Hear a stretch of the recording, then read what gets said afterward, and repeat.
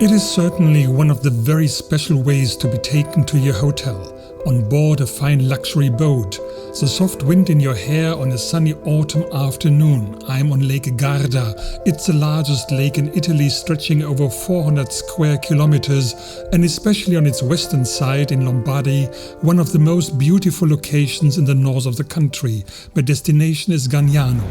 Unterwegs sein mit einem Traveling by riva boat on Lake Garda. Can there be anything more decadent? Hardly. This is one of those places in Italy to be dreamed about, and that's especially true of where I'm headed now. Villa Feltrinelli, a hotel that's actually not a hotel at all, but a coming home to friends, a place you'll remember for the rest of your life. Ort, den man sein Leben lang nicht vergisst. The villa is situated in the first row in the middle of a private park. Looking towards it from the road, you'd had to know exactly where you wanted to go, so hidden in by the landscape. There are no walk-ins here. Guests staying at this villa are looking for privacy. On arrival, I have the feeling that I've landed on a film set sanatorium. Countless gardeners' hands work to manicure the park to perfection each day. Yet any sedation from Villa Feltrinelli is only of the most pleasant kind. No wonder the rich and super rich meet here, or stressed out company bosses who need to recharge their batteries. And of course, let's not forget the romance factor. No, I can't betray which particular star-crossed lovers are present just here. Save from the lenses of the paparazzi, it's a world like in the movies, the almost unbearable lightness of being. The villa is on Lake Garda, but here you don't really need anything outside the park. Nun attestieren sportliche Naturen dem Gardasee durchaus Badequalitäten trotz seiner an manchen Sporty Stellen people affirm the quality of the bathing at Lake Garda, despite its depths of 300 meters plus in some places. Yet for the clientele of Villa Feltrinelli, which I might assume prefer to take their showers warm, it's comforting to know that the pool is maintained at a cozy 28 degrees all season long. Thick upholstery, fluffy bath towels, playful pergolas, somehow everything here screams dolce far niente. Favorite thing to do? Settle down somewhere, just relax and enjoy the day. Sip a perfectly prepared Prosecco Aperol and let time stretch out to infinity. And of course, all of this you can also do wonderfully indoors. It's a sort of historical grandeur that you only can find in Italy. Here the magnificent rooms are history. The villa served for the longest time as a private summer residence of the Feltrinelli family. The family amasses its fortune from lumber and in publishing. Very quickly though, this luxurious refuge soon developed into a playground for the high society. It's almost ironic that one of the sons of this publisher's family, Gian Giacomo, an admirer of Fidel Castro, became a communist fighter in the 70s. A checkered past certainly. At least the villa was for sale. Hotel mogul Richard Burns bought it as a retirement home, as a whimsical idea, but then decided, thankfully, that it was a bit too big for him. So today we have here one of the most beautiful boutique hotels in Italy. To call the Villa Feltrinelli a villa is almost a form of understatement. More appropriate would be the word palazzo. And you notice that very clearly when you walk up the magnificent marble staircase here. Yes, this certainly is something to show off. Or if you just let yourself wander through these wonderful rooms, you just can't decide which room is more beautiful than the other. They are all so incredibly lavish, and when you sit down on one of these cushions and you know, yes, this Villa Feltrinelli is luxury to the core. Villa Feltrinelli's guest book contains so many international A and A+ celebrities gracing its rooms, and yet in its lovingly arranged chaos, everything still feels very much like a private home, a home to which you were lucky enough to be invited. A hotel without a stiff attitude, that is probably the secret of success. I meet Stefano Baiocco, the villa's chef, at his favorite daily activity. He's out in the park cutting flowers and leaves.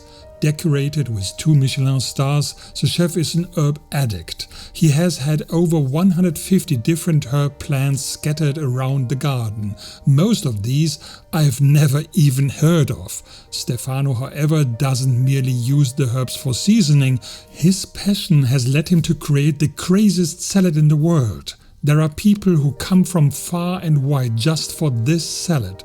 It's just 140 carefully plucked and snipped leaves, but together they unleash an explosion of taste in the mouth. When I explain these dishes, I use 2 words that the people normally use in the politic.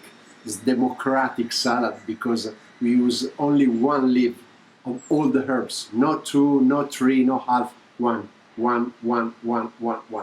And how I explained before, in the mouth is anarchy, so without control.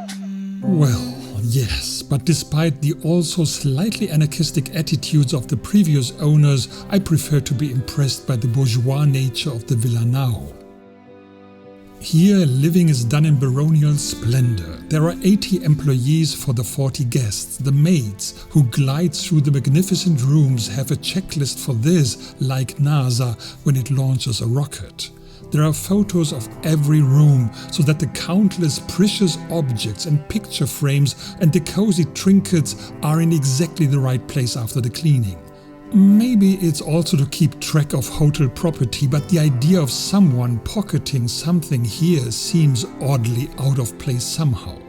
In a classic luxury hotel there would never be so many things in the rooms, but that is exactly what makes the special charm that pervades the whole house. Airbnb in hyper-luxury, so to speak. And even if it's unseemly to talk about prices, you can't stay here for less than €1,400 per night, but breakfast and some other extras are already included. This is the most beautiful suite with balcony and the $1 million view, and I have to admit there is something sublime about standing here on the terrace, imagining how nice it would be to be able to afford a holiday here. The terrace, by the way, has a sheer enormous history, a chapter of the villa that is not so fondly remembered, a history of the war that was already lost.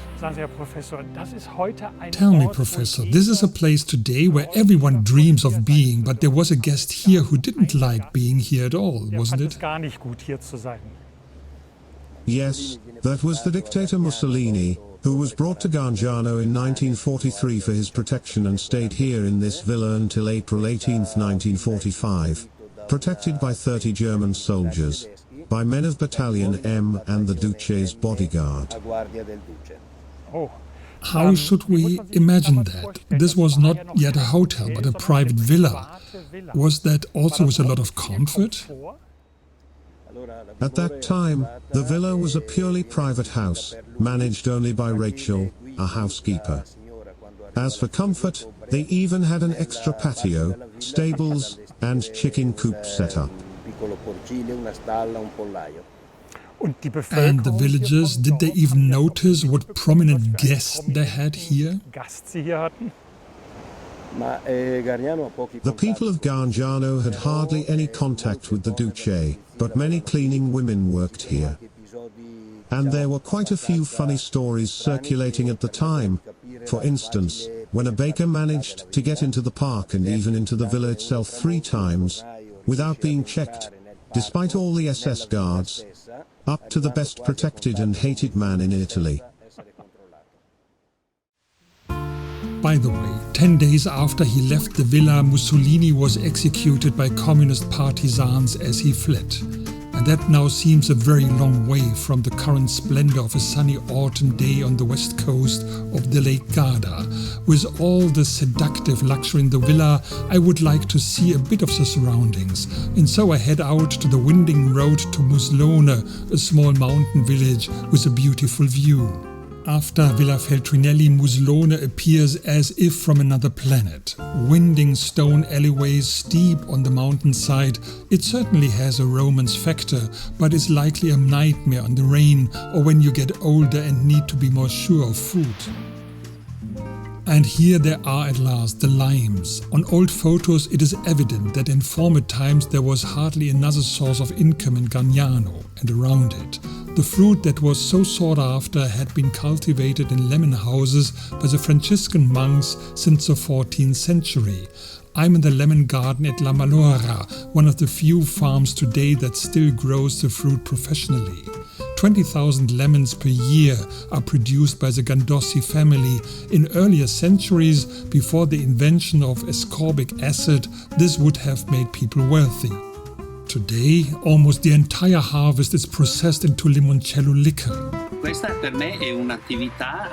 It's still just a profitable job, because we have the many tourists here. But I'm the last one here on the Gardazzano waterfront. Of the 450 lemon greenhouses that used to exist here, my lemon house is the last. And we haven't been getting rich from the lemon harvest for a long time. Real wealth, that's not what Lake Garda stands for anyway. It is much more down to earth and sporty than Lake Como, so from that point of view Villa Feltrinelli is a truly exotic product. Social life outside the park is rather rustic and simple. Perhaps this is also the reason why many illustrious guests refuse to leave. A particular pleasure is to escape from the shore area with its chronic congestion up the winding road and stop off at the Villa Sostaga. Here Count Giuseppe built his hunting lodge on this mountain at the end of the 18th century, Tempi Passati.